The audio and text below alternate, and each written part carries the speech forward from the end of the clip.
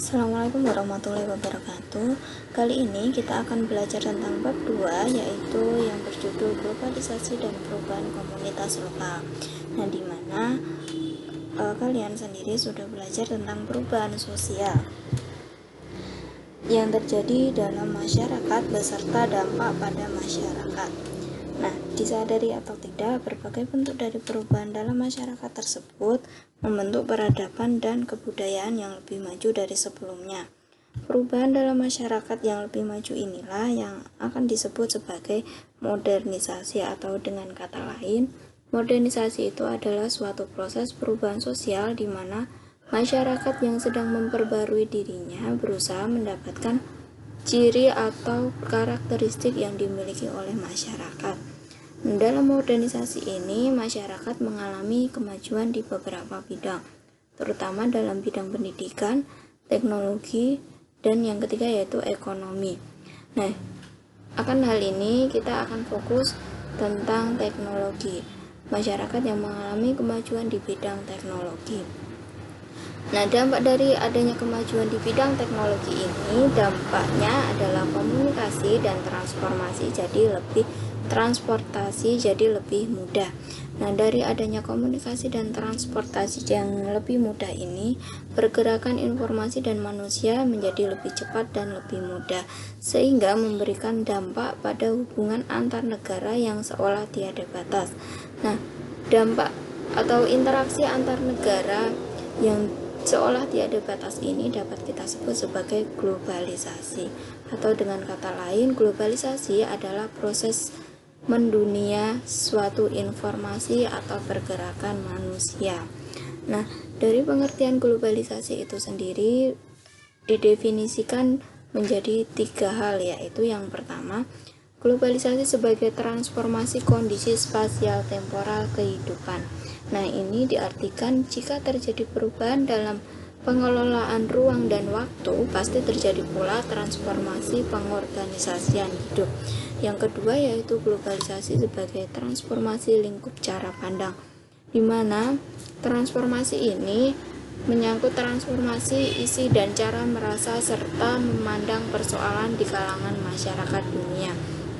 Nah, yang ketiga yaitu globalisasi sebagai transformasi modus tindakan dan praktek. Nah, globalisasi ini, proses mendunia ini merujuk pada yang kaitannya makin erat di antara semua aspek kehidupan pada skala dunia. Nah, yang selanjutnya kita akan belajar tentang proses globalisasi. Sebentar. Nah, proses globalisasi.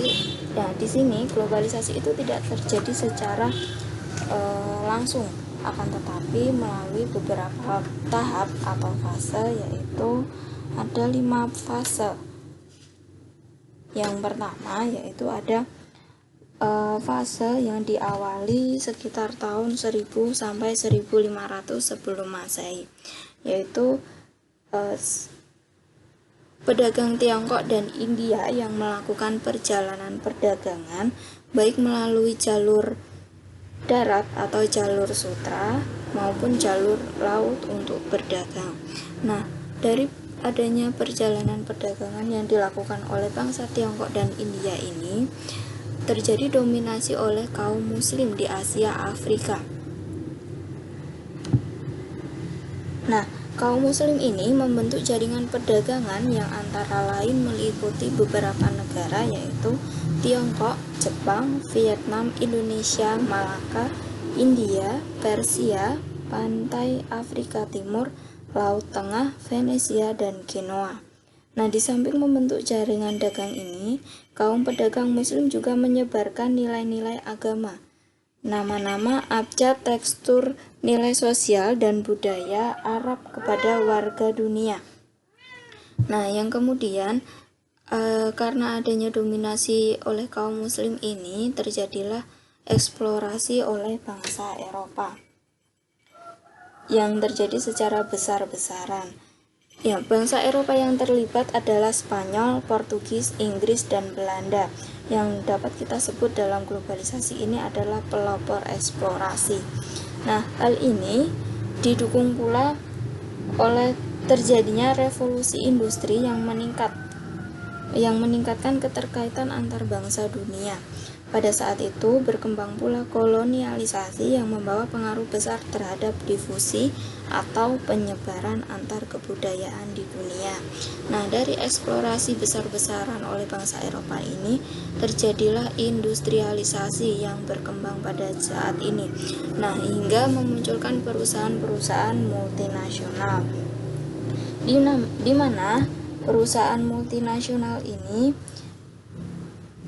seperti yang terjadi di Indonesia, misalnya sejak diberlakukannya politik pintu terbuka, perusahaan-perusahaan Eropa membuka berbagai cabangnya di Indonesia, seperti halnya Freeport dan Exxon.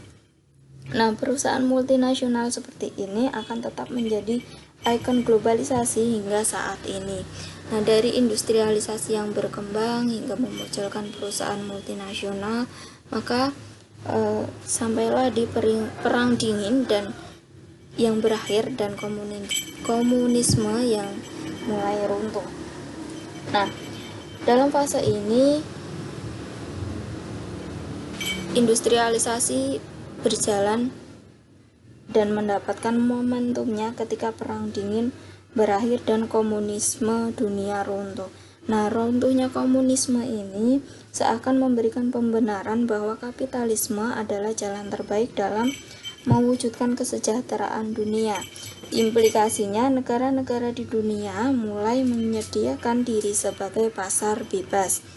Hal ini didukung pula dengan perkembangan teknologi komunikasi dan transportasi, seperti yang telah Ibu jelaskan tadi. Nah, alhasil sekat-sekat antar negara pun sudah mulai kabur, seperti arti dari globalisasi ini sendiri, yaitu proses mendunia, sesuatu yang diduniakan sehingga seolah-olah batas antar negara itu semu atau kabur. Nah, sekian penjelasan materi tentang globalisasi, baik itu awal mula globalisasi yang berawal dari perubahan sosial, kemudian terjadi modernisasi yang kemudian akan menimbulkan globalisasi, pengertian globalisasi dan proses globalisasi. Nah, sekian dari Ibu, kurang dan lebihnya Ibu mohon maaf. Akhir kalam, wassalamualaikum warahmatullahi wabarakatuh.